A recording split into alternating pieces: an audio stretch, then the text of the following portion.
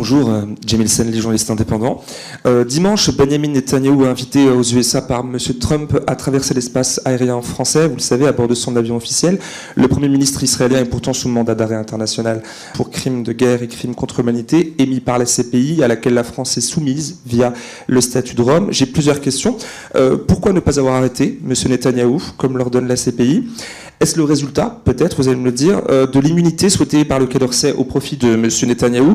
Et si oui, comment cela est-il possible, puisque dans le cadre de crimes internationaux, cette immunité est rendue inapplicable, même pour un pays qui n'a pas ratifié le statut de Rome?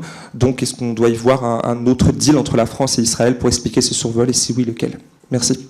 Merci beaucoup. Alors, votre question, elle renvoie à plusieurs éléments, mais elle renvoie notamment à des éléments sur lequel j'avais eu l'occasion de me prononcer longuement.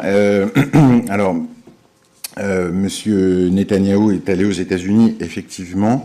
La question que vous posez qui concerne le mandat d'arrêt qui a été émis par la Cour pénale internationale, sur ce point, je pense qu'on a toujours été clair, on a toujours dit que nous respecterions complètement le statut de Rome. Comme vous le savez, le statut de Rome prévoit deux choses. La première des choses, c'est une obligation de coopération avec la Cour pénale internationale. Donc ça, c'est le premier point. Mais le statut de Rome prévoit aussi des immunités pour les chefs d'État des États qui ne seraient pas partis au statut de Rome, ce qui est le cas d'Israël. Donc ce que nous avions dit à l'époque et que je peux vous redire, c'est que l'application de ce statut, j'entends bien que ça renvoie à deux choses un peu contradictoires, et in fine, si d'aventure le cas devait se poser, c'est-à-dire que si M. Netanyahou était présent sur le territoire français, il reviendrait à un juge de trancher ce point, de savoir